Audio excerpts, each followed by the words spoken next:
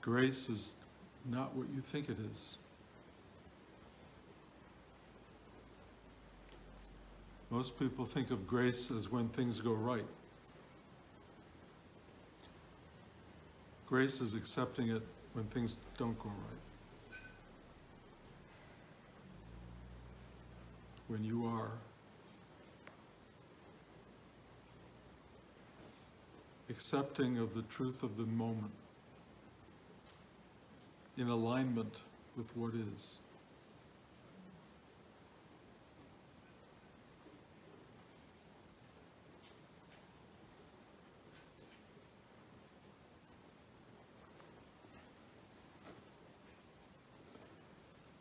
We are all surrounded by grace. We all live in a state of grace. You couldn't survive otherwise. But it just doesn't play by your rules.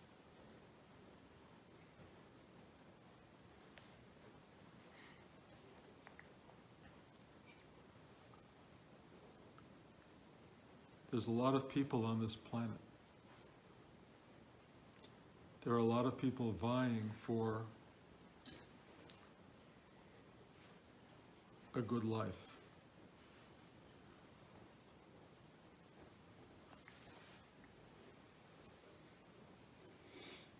Grace is being alive. Grace is waking up in the morning. Grace is driving to a class like this in rainstorms.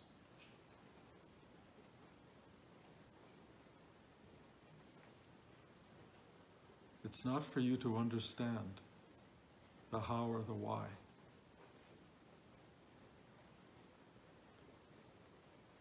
The struggle that most people have is what Rudy used to call resistance. Resistance is the thing that causes us suffering. The ego mind wants it to be one way, and the universe provides it another way.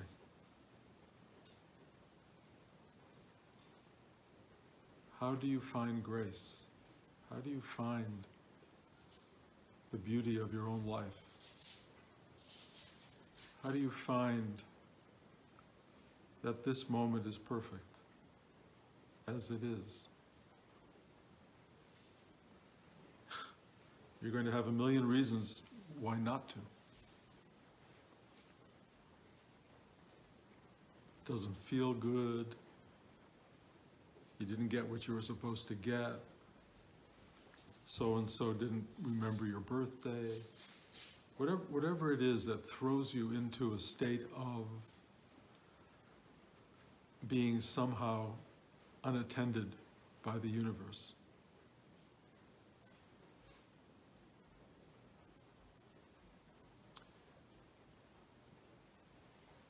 Last night I went to bed knowing I had to be up today to teach an introductory class, to teach this class, to give this talk, then to have lunch, and then teach another class, and then give another talk, and all I wanted was a good night's sleep.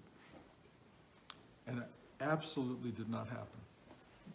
I don't think I slept 1 second last night. I have no idea why. And I kept lying there going, but. And it felt like I was being betrayed on some level by the universe, or tested maybe. There's so many ways to look at it.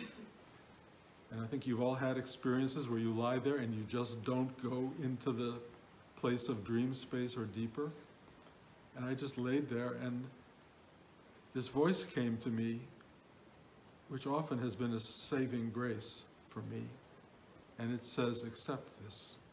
This is God at work. Nothing in me understands what that means. What is good about no sleep? What is good about trying to teach a class with no energy? There were a million reasons in my mind to think something was working against me. But I did this thing which I've been doing over the course of a lifetime, which is I take a breath,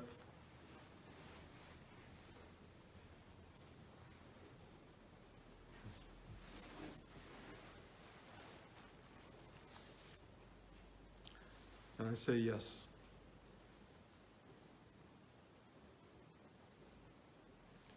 I don't fight it. I don't resist it.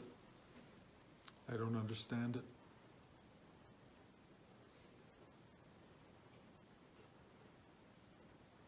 I accept.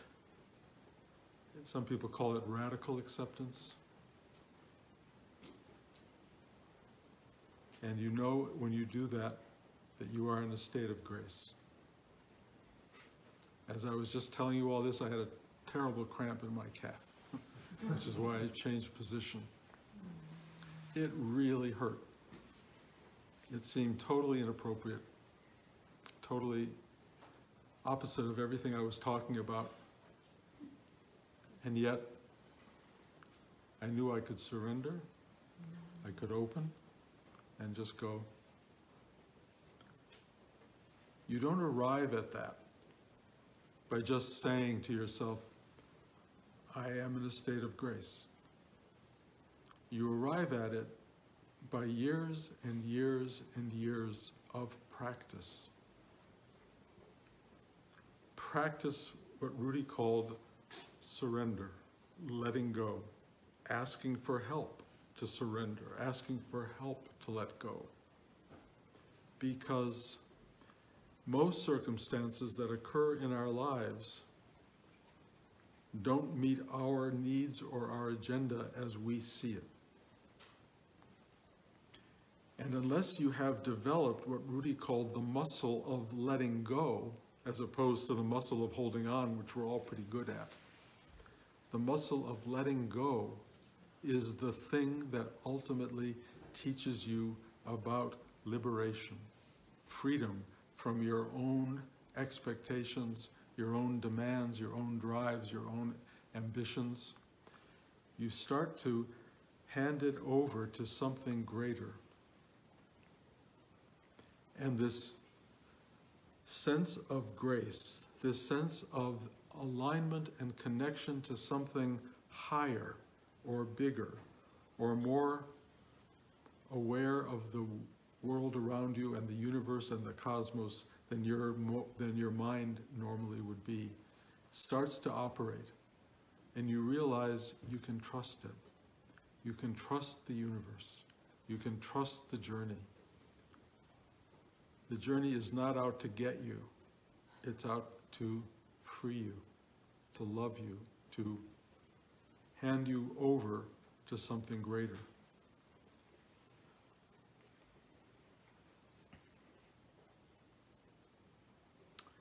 I can't tell you why this journey exists. I have no idea why we're born, why we come into this world, why this world wants us, why this world demands so much of us, why it can be so painful, so difficult, so constricting. But I will tell you, without understanding all of that, if you can bow down to it and you can accept it as it arises, as it emerges, you will feel this thing coming after you and it will go, good job, good job.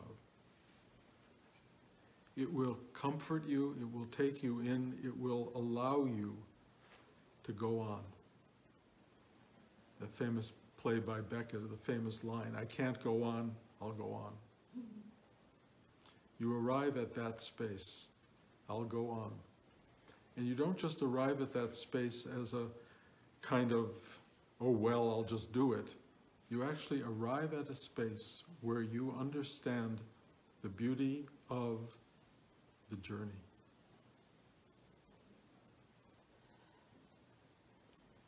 Blanche and I went to see an old Rodgers and Hammerstein play the other night called Carousel, which I've always found a little smarmy and a little too, if you walk through a cloud, keep your head up high, you know, that whole wonderful song at the end that is a little bit on the nose.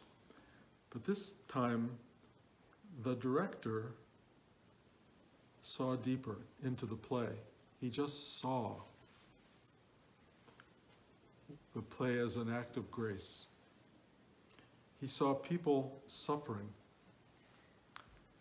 people who were not born to high station, people for whom life was not easy, people who fell in love with each other and hated each other at the same time or treated each other badly. And he found, Rodgers and Hammerstein found, this core story that the director extracted a character, I believe it may have been in the script, but I actually couldn't tell, of a man watching over the main character, who was a kind of a bad guy. He was a guy who was in over his head in this world. He had been badly trained, badly raised, and he treated his wife badly, and at one point, trying to make money for his family, he decides to rob somebody and ends up getting killed, actually killing himself. And throughout the entire play, there is an older man wandering around beside him.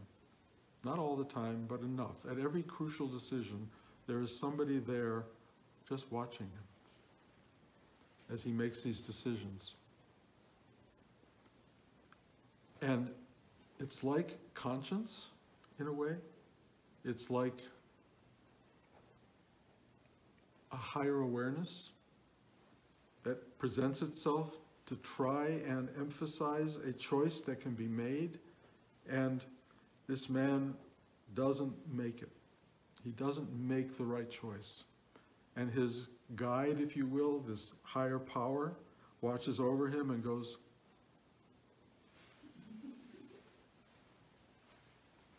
and then he goes to the pearly gates, or they're not quite the pearly gates, they're the back door gates, as they put it in the play. And he's told he has another chance to go back and make it right. One of the things that really is important that they also say to him is when he arrives there, you don't arrive at that higher consciousness as a different person. You arrive there as you, as who you are, with all of your doubts and fears. If you haven't moved beyond that, you bring all of that into the next life. And they make that very clear. And it's really, I think, a profound idea, because so many people think, oh, you'll let go of this world and you'll be fine. The reality is you let go of this world and you'll be exactly what you are the moment you let go. You'll be carrying with you all the baggage, all the drama, all the struggle, all of the anger, all of the hostilities. It just travels with you. And this guy is given one more chance to try to affect the life of a daughter that he left behind, and manages to have his moment. He actually kind of blows it and then realizes that he's blown it because he can't be other than he is. And there's a moment of profound acceptance of all of that, at which point his daughter and his wife all sense his presence, and he has become a kind of beneficiary from another dimension, helping a choice happen in this world. It is a moment of exquisite grace on the stage. And Blanche and I were both sitting there going, because it was like so deeply moving and touching and so affirming of something I know deeply. One of the most profound things I know in my life spiritually is we are watched over. We are cared for. We have forces and powers that love us, but also stand quietly by and watch us make our choices.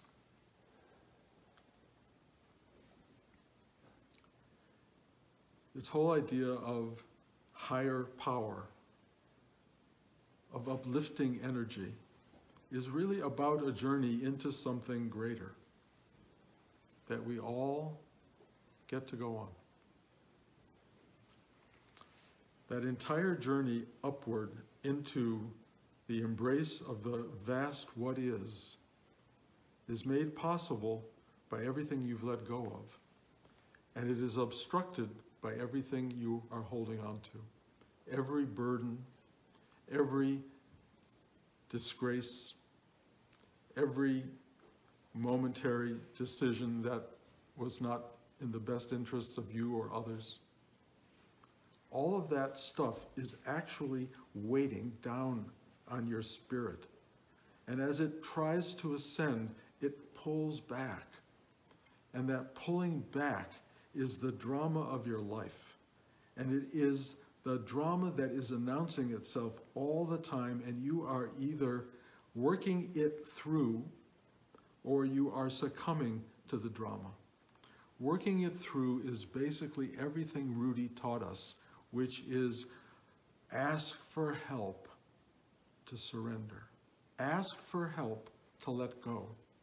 When you see yourself in these difficult moments, do everything you can to correct it. Say, I'm sorry to somebody.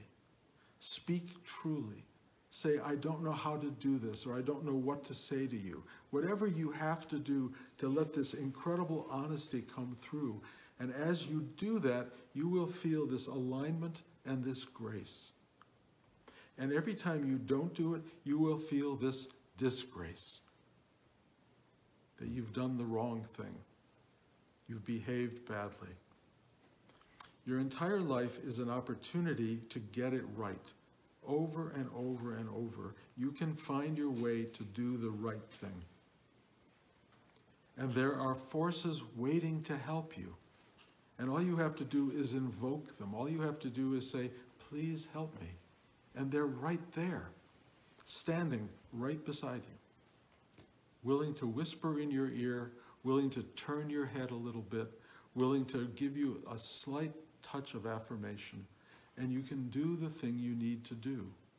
This is the journey that we're on.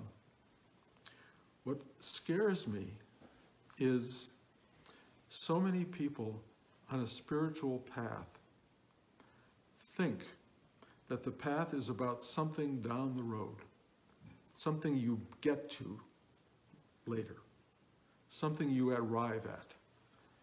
And the truth is, to the best as I know the truth, your spiritual journey is how you respond to this moment, to this very instant of your life, and the next instant, and the next profound moment of now that keeps coming. That's your spiritual journey. You don't arrive somewhere other than where you have always been. The always been is your work. You are here in this configuration. What do you do about it? Tell someone you love them. Open a door. As Rudy said, make your bed. He said your spiritual life starts with making your bed in the morning. And what I see in so many people is they have their eyes set on the down the road future of your spiritual life, this great magical thing that will take place, and nobody's taking care of the momentary, day by day, instant by instant reality that is defining your journey. Many of us have been on this path for a long time. That journey that we are on is already the manifestation of our spiritual truth. If you are going through life causing other people to be unhappy, if you can't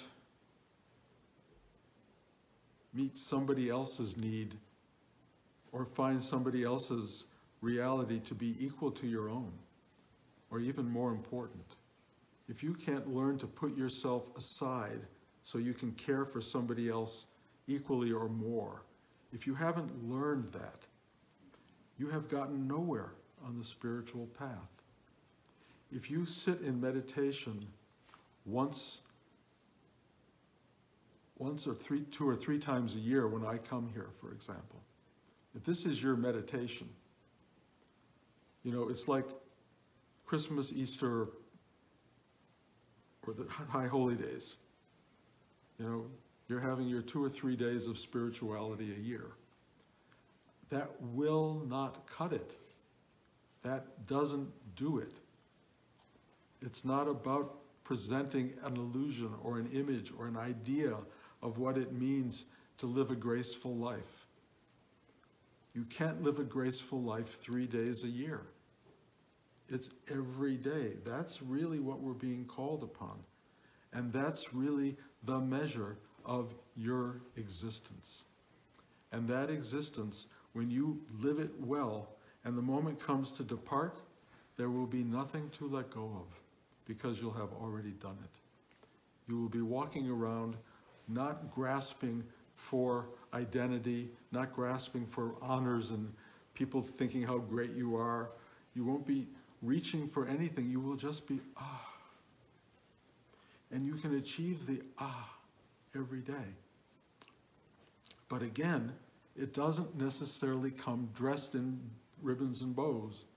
Sometimes you have a big assignment the next day and you can't sleep. Sometimes there's horrible traffic, more and more, and you can't get where you want to get to and the time you want to get there. Sometimes, my son called last night, he wants to buy a house and he wants us to co-sign the loan and put up all this money. I'm going, I would love to help him, and we may do it, but it's like,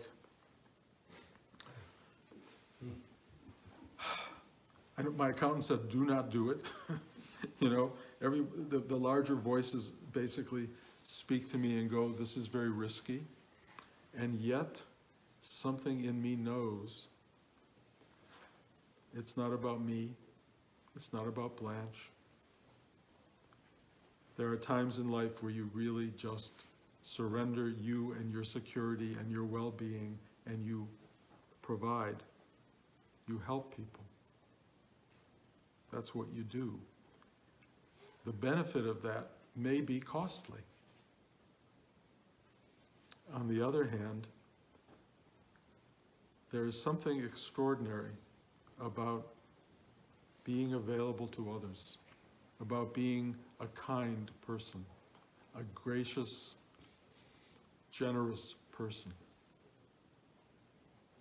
And only you know in yourself, are you that? Are you that? Here's the interesting thing. That being that stands next to you, like in Carousel, watching, it knows whether you're a nice person, whether you've done kind acts or not, whether you are living the talk.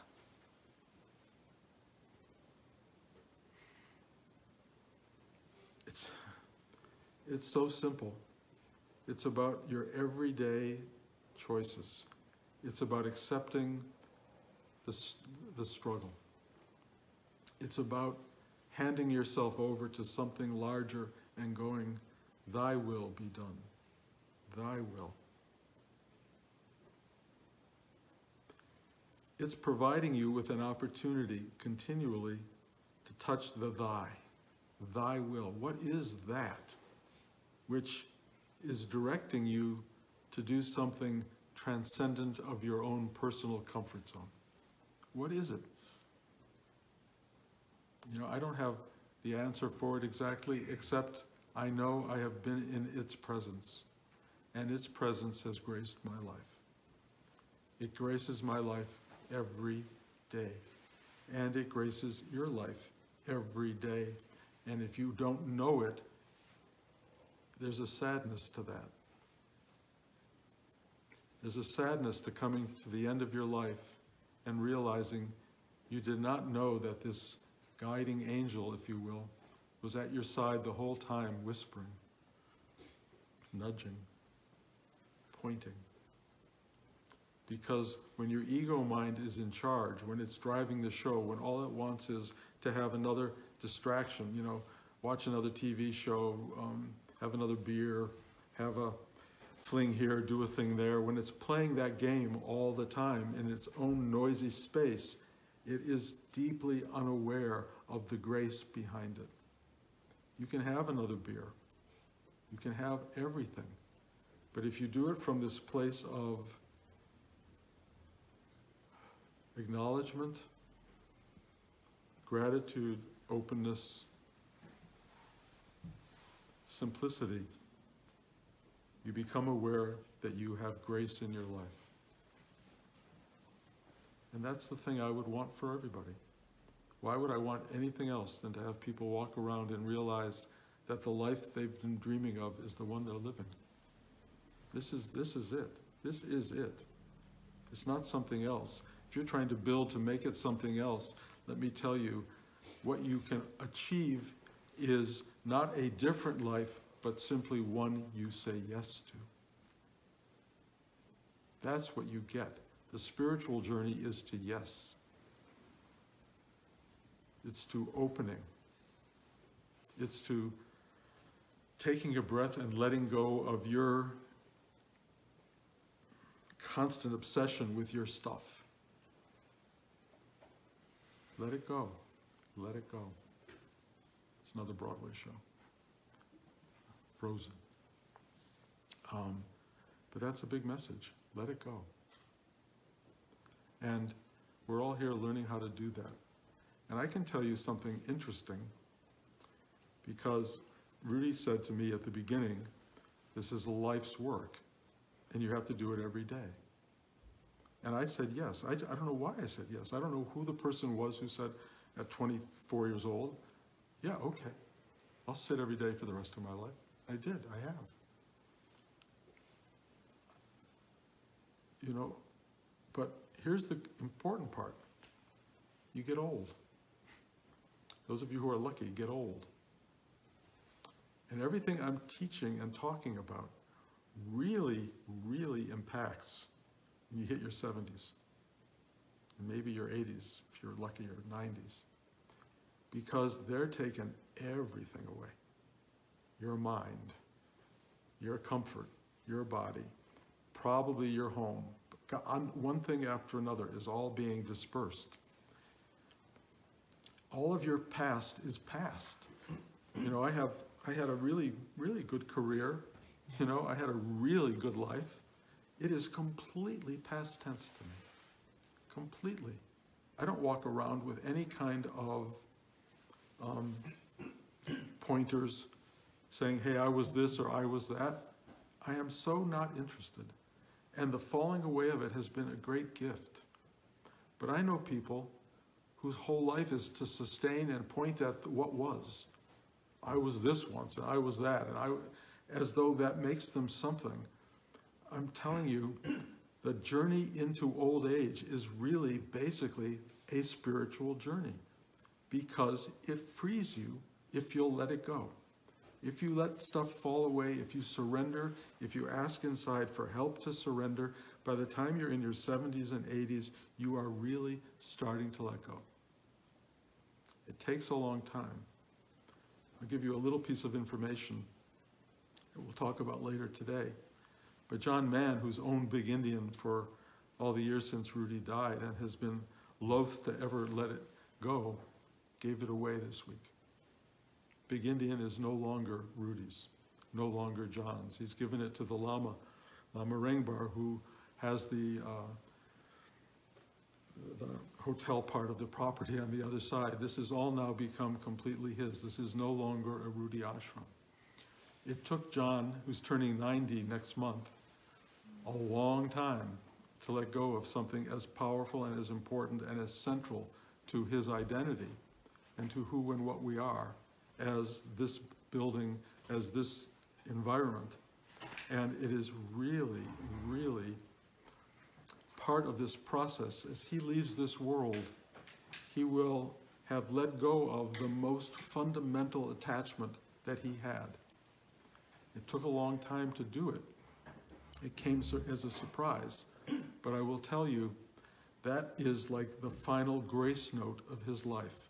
Having had this place, having sustained it, having presented it to all of us as a place to gather and share the kinds of things we're talking about right now, this is what John did. He provided all of this for us. And now as he's leaving, even this has to go. And I will tell you, in spiritual terms, even this, whatever that may be for you, has to go, including your spiritual life. Gone. Everything. Gone. And what you will find, if you have lived it well, you won't miss it. It will lift off and lift off and lift off, and you will be as free as the baby that got born. You will be this free entity swimming in a sea of grace and being filled with the delight of simple being, which is at the core of the spiritual journey. And it's not something you have to arrive at the end. It's a process that you do day by day, so that every day is touched by this freedom, this beauty, this joy, this simplicity, and this grace that is our birthright. So, this is the first of a group of talks today. I will say, as I say every time, I really thank you guys for making the journey here. As I say, whenever I come to Big Indian, this is not easy. Big Indian has never been easy. John was smart to let it go. What will happen at the end of this month or next year, or who knows? Lama Rengbar wants to maintain this as a spiritual center for everyone. And that would be a great gift. But all I can tell you is the letting go process is really hard, and you don't even know how much you're holding on until you get to the end and you start to see the fundamental things that you just don't want to let go of. That's when you need the muscle. That's when you need the training. That's when you need the capacity to let go, and that's when the grace starts to truly reconcile itself and reveal itself to you. In the end, nothing is left. So, again, thank you for coming. If there's any questions, I'm happy to answer them.